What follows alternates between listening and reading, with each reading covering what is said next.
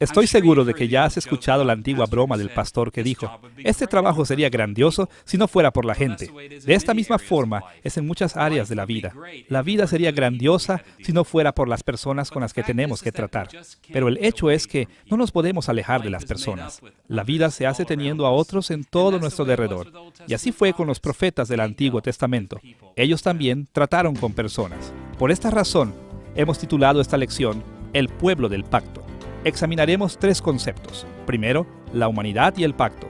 Cómo vieron los profetas del Antiguo Testamento una relación de pacto entre Dios y todas las personas. Segundo, Israel y el pacto. ¿Qué papel especial tenía el pueblo de Israel por medio de la relación del pacto?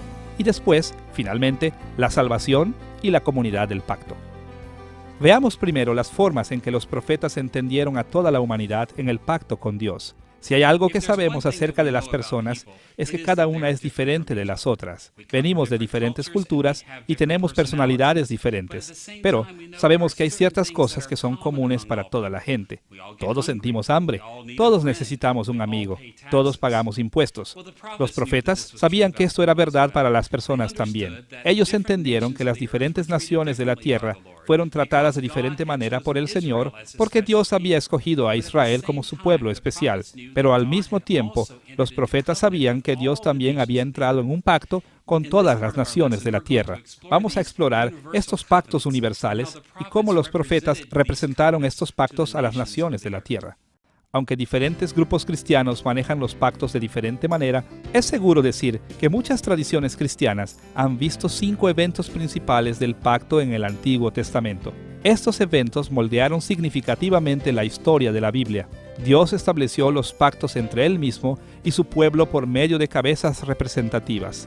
Estos representantes fueron Adán, Noé, Abraham, Moisés y David. Los pactos con Adán y Noé están separados de los otros porque fueron pactos universales.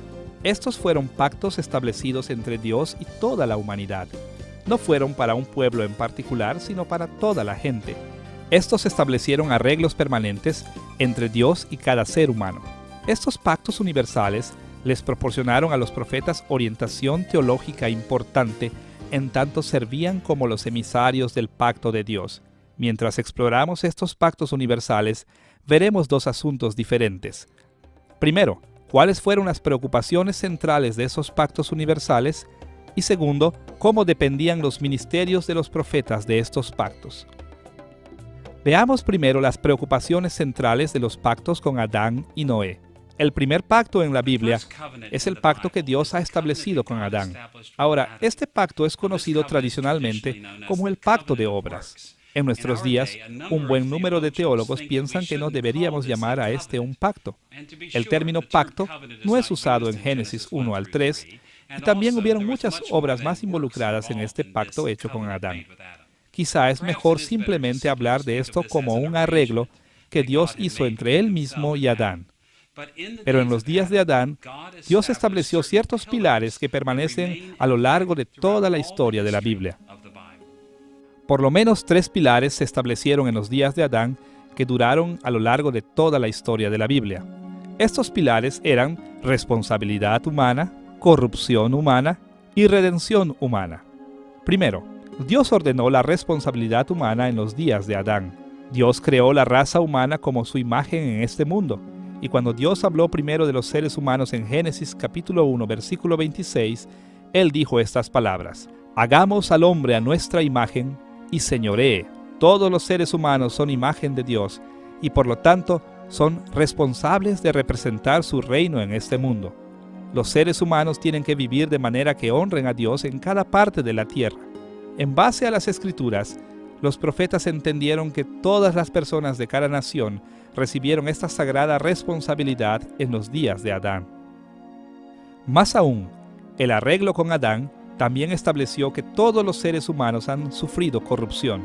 Como lo ilustra toda la historia de la Biblia tan claramente, los eventos de Génesis capítulo 3 no fueron aislados de las vidas de Adán y Eva. Como el libro de Romanos en el capítulo 5 enseña, por el pecado de Adán toda la raza humana se ha vuelto pecadora y está ante el juicio de Dios. Los profetas no tenían que buscar muy lejos para ver que las naciones del mundo se habían apartado de su Creador y se habían apartado de sus responsabilidades como imagen de Dios. Lo que es más, el arreglo con Adán estableció una esperanza de redención para la humanidad. En Génesis capítulo 3, en el versículo 15, Dios maldijo a la maligna serpiente que tentó a Adán y a Eva. Allí Él prometió que un día la simiente de Eva heriría la cabeza de la serpiente.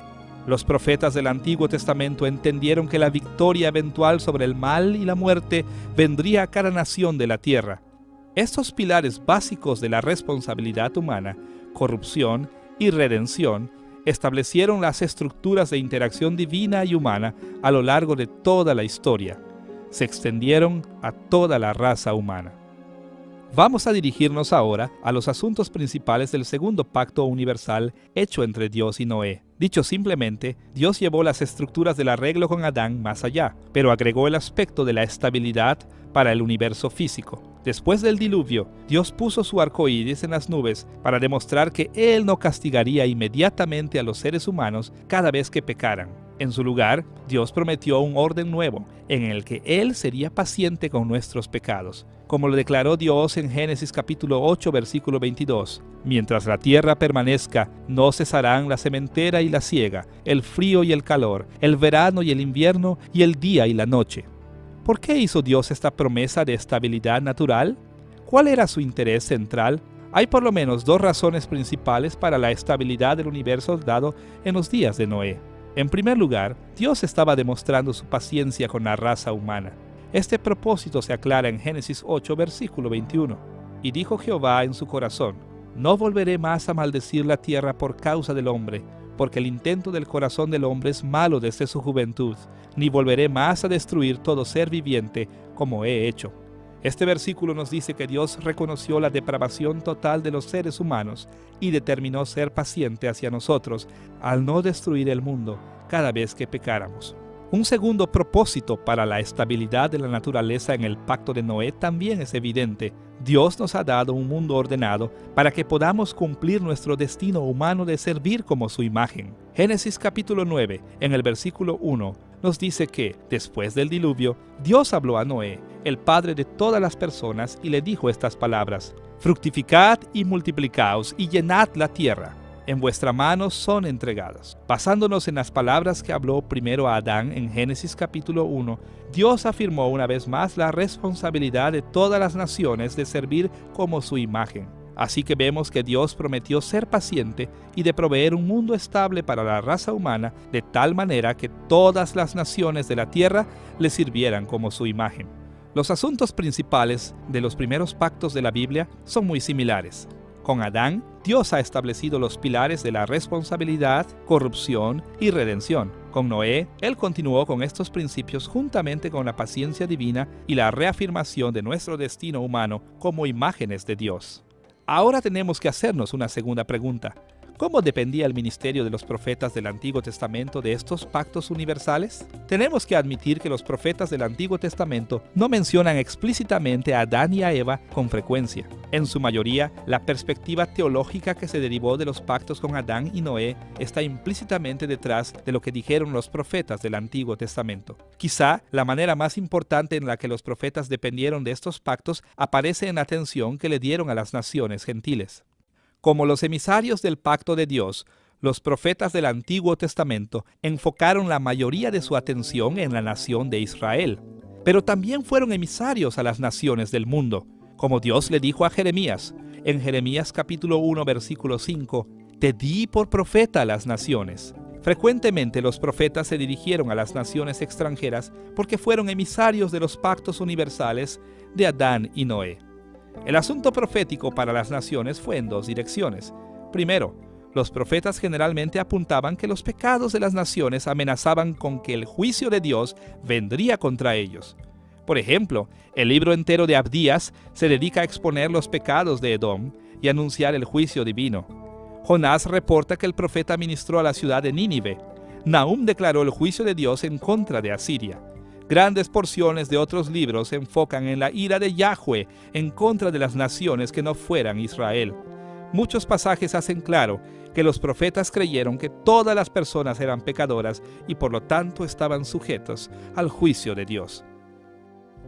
Aunque el tema del juicio era prominente al dirigirse los profetas a las naciones, debemos recordar también un segundo tema, el tema de la redención para las naciones.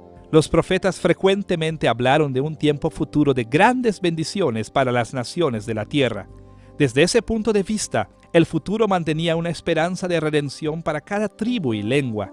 El plan de Dios no era que únicamente una nación fuera salvada del dominio del pecado y de la muerte. En su lugar, en cumplimiento del diseño original de Dios para la raza humana, Él siempre pretendió redimir personas de cada nación. Por esta razón, los profetas no solamente miraban hacia adelante hasta el día de gran bendición, cuando Israel sería redimido del exilio, sino que muchas personas de las naciones gentiles también participarían en esta gran redención.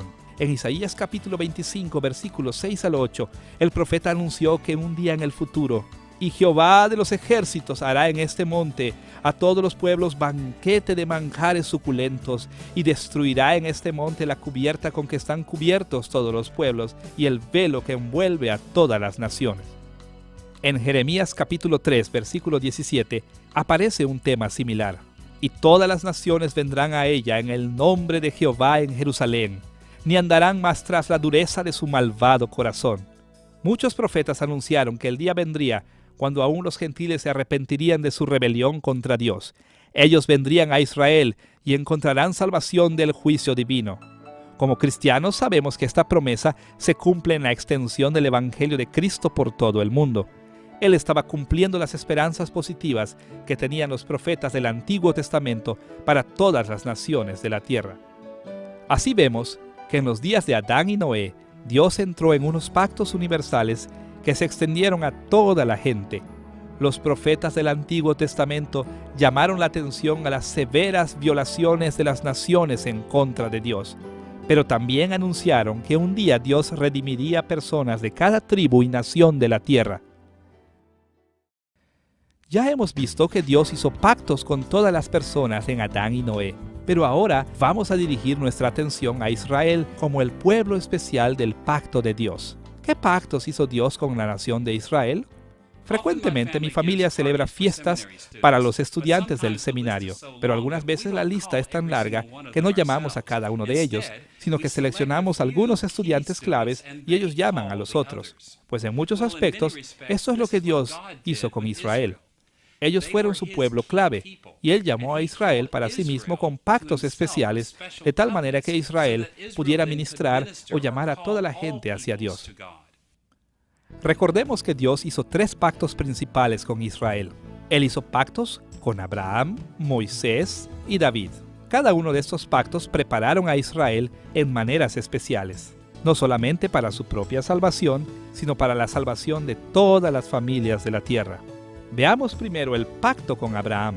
El pacto de Dios con Abraham fue especial porque fue el primero en identificar a Israel como una familia escogida para llevar la redención por gracia de Dios a todo el mundo. ¿Cómo van a hacer esto? Viviendo en pacto redentivo con Yahweh. Debemos ver primero los intereses centrales de este pacto con Abraham y después estaremos listos para explorar las maneras en que los profetas del Antiguo Testamento dependieron de este pacto con Abraham. Podemos resumir el pacto abrahámico como uno en el que Dios escogió una nación especial. El establecimiento de Israel como el pueblo escogido de Dios involucró 2 bendiciones principales de Dios a esta nación. Dios prometió a Abraham muchos descendientes y una tierra especial. En Génesis capítulos 15 y 17, el pacto de Dios con Abraham mostró a Israel la manera de multiplicar muchos descendientes y de tomar posesión de un pedacito de la tierra. Esta multiplicación y posesión de una tierra especial tenía que ser el punto de partida para extender el reino de Dios por todo el mundo. De aquí en adelante, los descendientes y la tierra de Abraham tomaron el escenario central en la historia de la Biblia.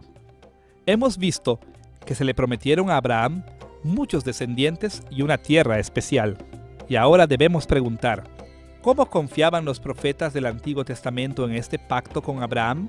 Una y otra vez los profetas del Antiguo Testamento se basaron en los principios del pacto entre Dios y Abraham. La importancia que tenía este pacto se asume a través de todos los profetas. Ellos hablaron frecuentemente de la promesa de la tierra y de la promesa de una multitud de descendientes.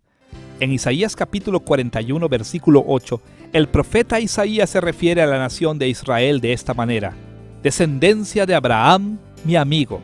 En el pensamiento de Isaías, la nación de Israel en sus días era la que tenía derecho a heredar el pacto con Abraham. De manera similar, Oseas alude al pacto con Abraham. En el capítulo 1, versículo 10, dice que, con todo, será el número de los hijos de Israel como la arena del mar, que no se puede medir ni contar.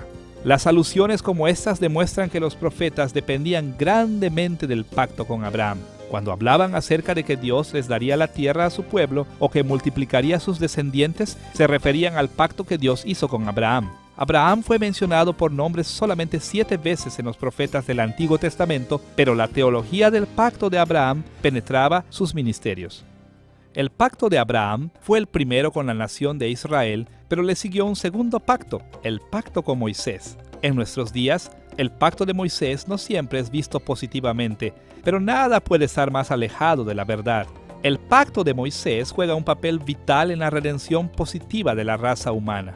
Una vez más, debemos echar un vistazo a los intereses centrales del pacto de Moisés y entonces considerar cómo dependieron los profetas del Antiguo Testamento de este pacto. El arreglo con Moisés se enfoca en la ley de Dios. La ley de Dios proporcionó regulaciones que gobernaban la vida de pacto en Israel. Este pacto aparece más explícitamente en Éxodo capítulos 19 al 24, donde el pacto fue iniciado con el libro del pacto y los 10 mandamientos. También aparece en las regulaciones de adoración del libro de Levítico. El libro de Deuteronomio registra la renovación del pacto de Israel cerca de la muerte de Moisés.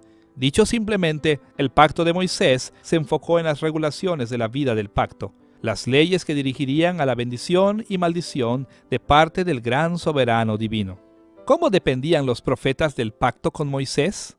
Los profetas del Antiguo Testamento estaban profundamente endeudados con Moisés y su ley, ya que ésta proporcionó las normas principales por las que los profetas criticaron a la nación de Israel. Los profetas fiscalizaron según el pacto al recordarle a Israel de su responsabilidad de ser fiel a la ley de Moisés. Como veremos en la siguiente lección, aún las bendiciones y maldiciones específicas que anunciaron los profetas al pueblo de Dios, aún estas vinieron principalmente del pacto con Moisés. Cuando Isaías quería indicar que la gente había sido infiel al Señor, apelaba a la ley de Moisés como el estándar de autoridad. Como dijo en Isaías capítulo 5, versículo 24, «Ellos han rechazado la ley del Señor Todopoderoso». Este tipo de referencia a Moisés y a su ley aparece innumerables veces en los profetas, porque los profetas del Antiguo Testamento fueron emisarios de Dios para exigir cuentas a Israel por las maneras en las que habían violado el pacto con Moisés. El pacto final del Antiguo Testamento dado a Israel como nación fue el pacto con David. El pacto de Abraham se enfocó en los descendientes y en la tierra. Moisés le dio atención a las leyes para vivir en la tierra. Después de Moisés, Dios hizo un pacto especial con David, el rey de Israel. Una vez más, debemos ver los intereses principales de este pacto y después ver cómo los profetas dependieron de él. El pacto con David se enfocó en edificar al pueblo de Dios como un enorme imperio. El pacto con David aparece en el segundo libro de Samuel, capítulo 7, en el Salmo 89 y en el Salmo 132. Estos pasajes aclaran que un aspecto vital del pacto fue el establecimiento de la familia de David como la dinastía permanente sobre el pueblo de Dios. La familia de David ciertamente tuvo problemas y fracasos, pero Dios escogió a esta familia para ser la dinastía sobre su pueblo por siempre. Los descendientes de David establecerían un día un reino de salvación para todo el mundo. Sin necesidad de decirlo, este pacto ofrecía al pueblo de Dios un brillante futuro de victoria y dominio sobre la tierra. Y aún como cristianos de hoy, seguimos a Jesús como nuestro Rey, porque Él fue el gran hijo de David, cuyo reino nunca terminará. Ahora debemos hacernos otra pregunta. ¿Cómo dependían de este pacto con David? Los profetas del Antiguo Testamento frecuentemente se refirieron al pacto con David al ministrar a Israel. En lo que concernía a los profetas, Dios prometió que eventualmente el reino de David sería un reino magnífico a nivel mundial.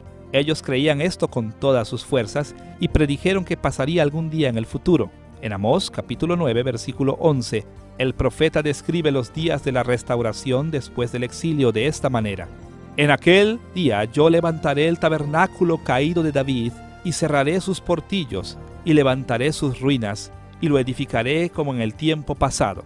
Los profetas muchas veces hablan de esta manera acerca del pacto davídico. Este pacto fue tan importante para ellos que mencionan a David por nombre 34 veces. Seríamos negligentes si no mencionamos que los profetas del Antiguo Testamento también estaban conscientes de un pacto que todavía estaba en su futuro. Me refiero aquí al nuevo pacto con Dios hecho a través de Cristo. ¿Cuáles fueron los intereses principales de este nuevo pacto? El nuevo pacto puede caracterizarse por una palabra: cumplimiento. Todas las promesas dadas al pueblo de Dios en los pactos anteriores con Abraham, Moisés y David iban a realizarse en el período del nuevo pacto. El pueblo de Dios sería numeroso y heredaría la tierra entera. La ley de Moisés será escrita en el corazón y obedecida desde el corazón. El hijo de David reinará en el trono por siempre. ¿Cómo fueron influenciados los profetas por este nuevo pacto? Los profetas del Antiguo Testamento anhelaban el día de este gran pacto. Por ejemplo, Jeremías habló del nuevo pacto en Jeremías capítulo 31, versículo 31. He aquí que vienen días, dice Jehová, en los cuales haré nuevo pacto con la casa de Israel y con la casa de Judá.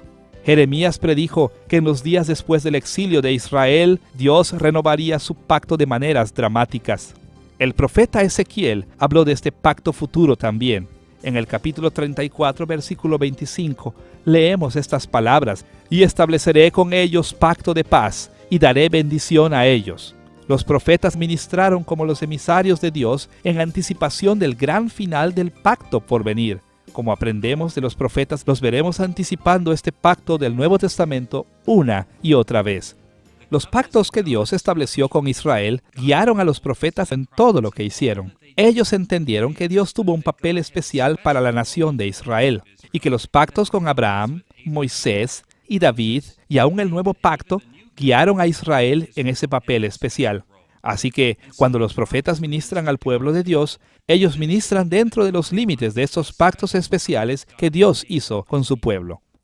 Hasta aquí, en esta lección acerca del pueblo del pacto, hemos visto que los profetas servían como emisarios de los pactos de Dios con la humanidad en general y con Israel. Toda la gente de la tierra estaba sujeta a los pactos universales con Adán y Noé, pero los israelitas y los gentiles que se convirtieron a su fe estaban en pactos muy especiales con Dios. Ellos eran separados del resto de la humanidad. Hasta este punto, necesitamos ver otro aspecto del pueblo del pacto. ¿Cómo entendieron los profetas la salvación en la comunidad del pacto? Frecuentemente a los cristianos modernos se les hace difícil entender la salvación en el pacto porque hacemos distinciones que los profetas no seguían. Bajo la influencia del reavivamiento, muchas veces dividimos la raza humana en dos grupos ordenados: aquellos que son salvos y aquellos que no son salvos, o los regenerados y los no regenerados. Ahora, no malentendamos. Esa distinción es muy importante porque las personas son una de dos: salvas o no salvas. Pero al mismo tiempo, estas no son las categorías en que los profetas del Antiguo Testamento pensaban. Una de las mejores maneras de comprender cómo entendían la salvación los profetas es hacer distinciones entre tres diferentes tipos de personas en el mundo. Primero, aquellos fuera de la comunidad del pacto de Israel. Segundo, aquellos que estaban en la comunidad visible del pacto de Israel. Y tercero, aquellos que estaban dentro de la comunidad invisible del pacto. Consideremos primero la categoría de aquellos que están fuera del pacto. En realidad, esta es la categoría de personas más obvia que siguieron los profetas. Estas son personas fuera del pacto que Dios hizo con Israel. Cuando Dios escogió a la nación de Israel y le dio sus pactos especiales en Moisés, Abraham y David, esta elección de Israel significó que las otras naciones de la tierra no estaban dentro del pueblo elegido. Con raras excepciones de personas como Ruth y Rahab, los gentiles fueron separados del pueblo de Dios y por lo tanto estuvieron fuera de esos pactos especiales con la nación. Como hemos visto, los profetas creyeron que los gentiles estaban atados a los pactos universales de Adán y Noé. Las estructuras básicas de juicio y redención en estos pactos se aplicaban a todas las naciones, pero al mismo tiempo, durante los días del Antiguo Testamento, aquellos que estaban fuera de la comunidad del pacto o fuera de la relación de pacto especial de Israel con Dios, estas personas fueron cortadas de la posibilidad de la salvación. Su pecado les había dejado sin esperanza en el mundo. Pablo habló de esta manera en el libro de Efesios. En Efesios capítulo 2, versículo 11 y versículo 12, él dice estas palabras: Por tanto, acordaos de que en otro tiempo vosotros, los gentiles en cuanto a la carne, en aquel tiempo estabais sin Cristo, alejados de la ciudadanía de Israel y ajenos a los pactos de la promesa, sin esperanza y sin Dios en el mundo. Esta era la condición de las naciones gentiles durante los días del Antiguo Testamento. Ellos estaban fuera del pacto y, con raras excepciones, muy distantes de la posibilidad de la salvación que venía por medio de los pactos con Israel. La mayoría de los cristianos tienen un poco de dificultad para entender la categoría de los gentiles como fuera del pacto. Pero yo he encontrado que las dificultades comienzan a surgir cuando nos movemos hacia la segunda categoría de las personas en la perspectiva profética. Las personas dentro de la comunidad visible del pacto de Israel. Cuando hablamos de la comunidad visible del pacto, tenemos en mente a todos aquellos en los días del Antiguo Testamento que fueron parte de la nación de Israel. Esta categoría incluía tanto a los verdaderos creyentes como a aquellos que no eran verdaderos creyentes. Aunque los protestantes antiguos usaron diferentes términos que los profetas usaron, los teólogos protestantes han descrito a la iglesia de maneras que hacen paralelo a la manera de pensar del profeta acerca de la comunidad del pacto de Israel. Me refiero aquí a la designación tradicional de la iglesia visible. Desafortunadamente, esta terminología no se usa mucho hoy día, así que necesitamos ver lo que querían decir con este término de la iglesia visible los protestantes antiguos. La Confesión de Fe de Westminster describe la iglesia visible de esta manera en el capítulo 25 en el párrafo 1. La iglesia visible consiste de todos aquellos por todo el mundo que profesan la verdadera religión y de sus hijos, y es el reino del Señor Jesucristo, la casa y la familia de Dios, fuera de la cual no hay posibilidad ordinaria de salvación. Esta descripción de la iglesia visible nos alerta acerca de dos aspectos de la comunidad visible del pacto. Primero, la iglesia visible incluye más que creyentes verdaderos. Muchas personas que vienen a la iglesia simplemente declaran seguir a Cristo, pero estos creyentes han estado separados del mundo por su asociación de la fe cristiana. Se han hecho miembros de la iglesia, pero todavía no son redimidos eternamente de sus pecados. Más aún, es importante notar los títulos especiales dados a la iglesia visible. Suena extraño para nuestros oídos, pero, de acuerdo a la teología protestante tradicional, la iglesia mezclada con creyentes y no creyentes se le puede llamar correctamente la iglesia, el reino, la casa de Dios y la familia de Dios. En vocabulario cristiano contemporáneo, nosotros reservamos estos títulos para las personas que creemos que son verdaderamente regeneradas y aquellos que están unidos irrevocablemente al cielo. Pero de acuerdo a la teología tradicional, estos términos son títulos generales que abarcan a todo aquel que está en la iglesia visible, sean o no verdaderamente redimidos. Cuando leemos a los profetas del Antiguo Testamento, no es difícil ver que ellos pensaron en modo similar acerca de la nación visible de Israel. Por ejemplo, los primeros capítulos de Oseas presentan un notable contraste de términos usados para describir a la comunidad visible del pacto. En el capítulo 1, versículos 3 al 9, Oseas anuncia grandes maldiciones que vendrían sobre el norte de Israel. Lo hace al darle a sus 3 hijos nombres que predicen maldiciones tremendas. Él nombró a uno Jezreel, recordando la destrucción que se llevó a cabo en Israel en los días de Jehú. Este niño simbolizó que Dios estaba amenazando destruir a Israel. Oseas nombró a su segundo hijo una niña, Lo-Ruhamah. Su nombre significa no amada por Dios. Y en este contexto el amor es un término que describe una positiva relación de bendición del pacto entre Dios y su pueblo. Esta niña simbolizaba que la bendición del pacto de Dios pronto sería quitada de la nación. El tercer hijo de Oseas fue llamado Lo-Amí, o no es mi pueblo. Esto simbolizaba la amenaza de que Dios desconocería a su pueblo al retirar las bendiciones de su pacto a la nación de Israel. Sin embargo, Oseas también le dio esperanza a aquellos que estaban por caer bajo el juicio de Dios, el exilio. El profeta aseguró a la nación de Israel que la restauración de la tierra se llevaría a cabo algún día. Para comunicar esta esperanza, Oseas recordó los nombres terribles que le dio a sus hijos una vez más. En el capítulo 1, versículo 10, él dice que Jezreel tomará su lugar una vez más, pero esta vez no quiere decir que Dios peleará en contra de su pueblo, sino que Dios peleará en contra de los enemigos de Israel. Más aún, cuando Dios regrese a los israelitas a sus tierras después del exilio, Él los llamará ahora Ruhamá, amado de Dios, de acuerdo al capítulo 2, versículo 1. En aquel día, aquellos a los que se les llama no es mi pueblo, se convierten en a mí, mi pueblo. Es importante ver que Oseas habla de la comunidad visible del pacto en términos contrastantes. El resto de las escrituras aclara que Oseas no está hablando de las personas como si tuviera la salvación, después la perdieran y la obtuvieran de nuevo. Más bien, este es un lenguaje de pacto. Con estos títulos especiales, Oseas está anunciando que Dios retirará sus bendiciones del pacto, pero después algún día renovará su pacto e Israel recibirá las bendiciones de Dios otra vez. Hay muchos términos que normalmente reservamos en nuestro vocabulario para los verdaderos creyentes que los profetas aplican a la comunidad del pacto visible de Israel.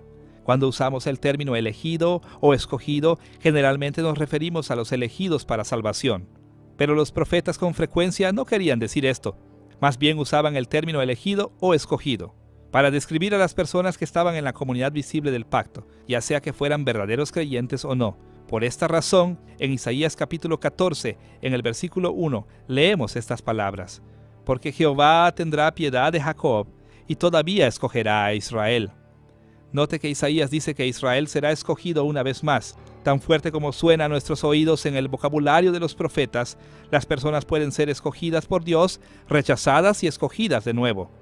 Esto es porque la elección de Dios en el vocabulario profético no es elección para salvación, sino elección para la bendición del pacto.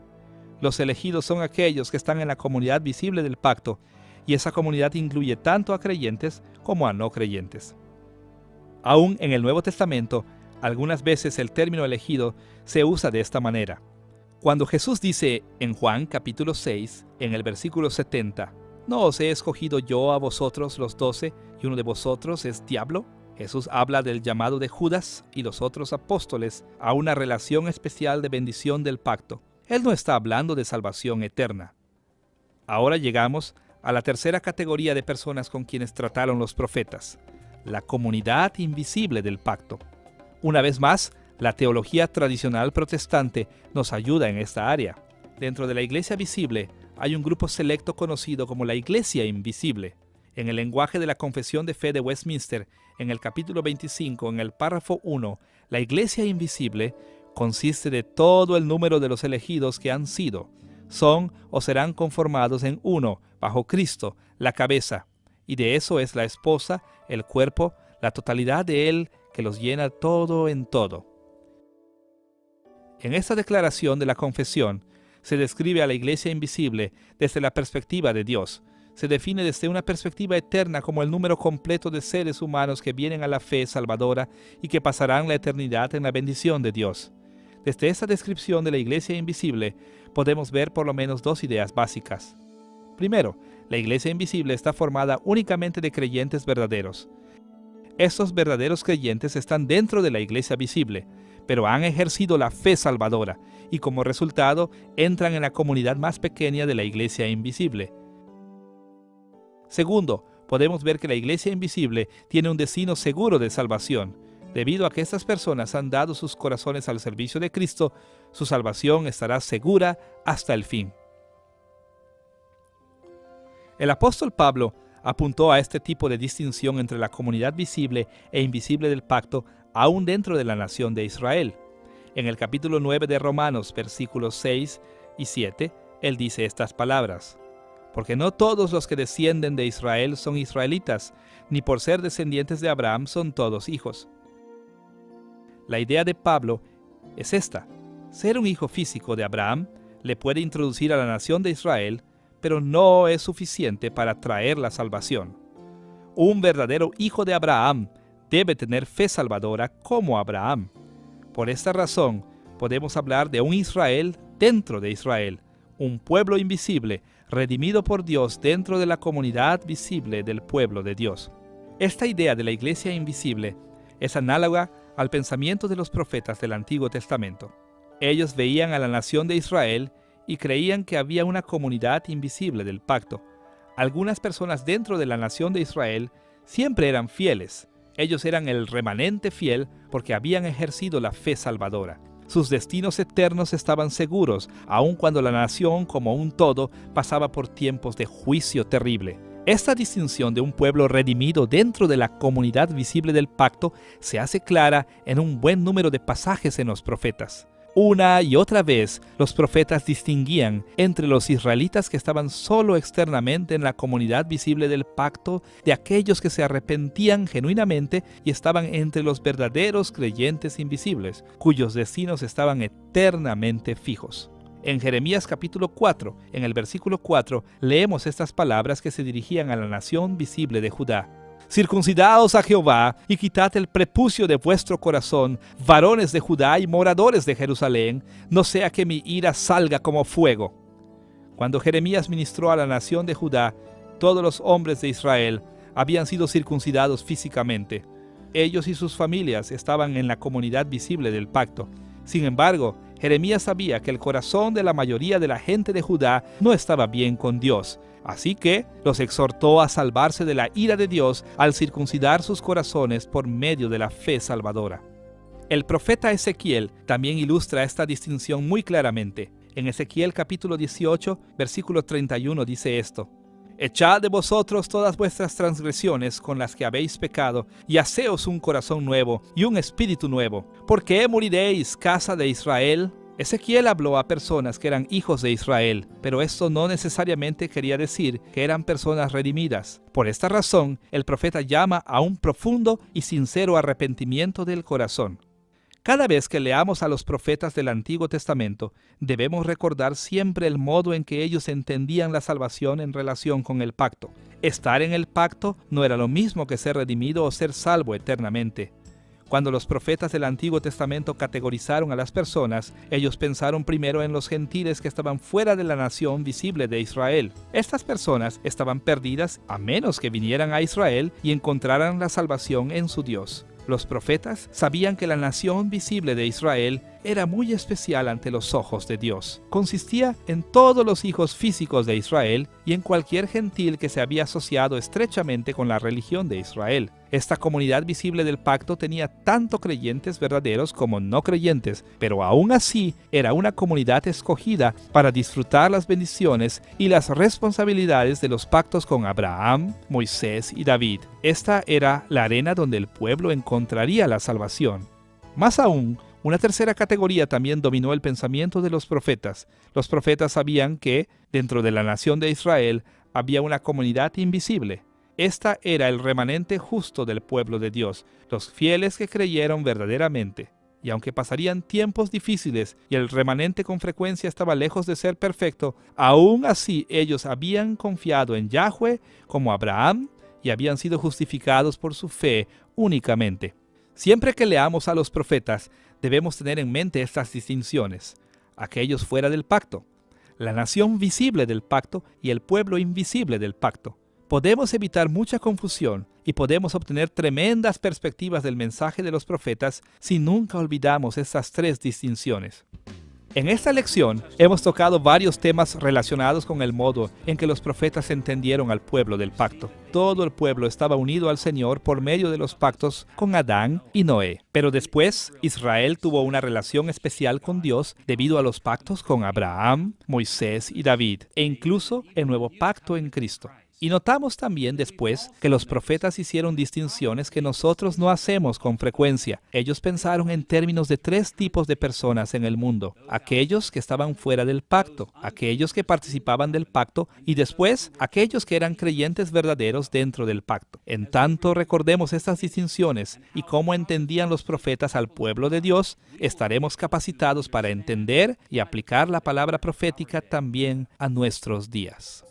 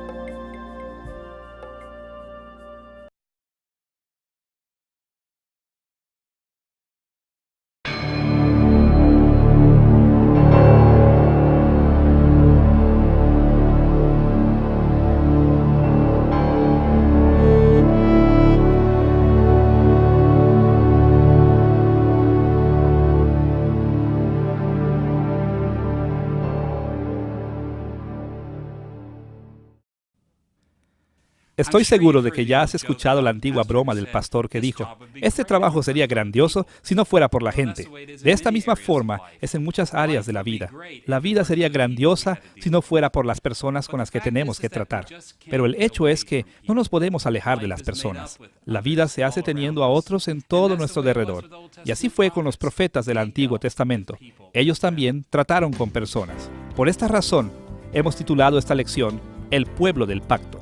Examinaremos tres conceptos. Primero, la humanidad y el pacto.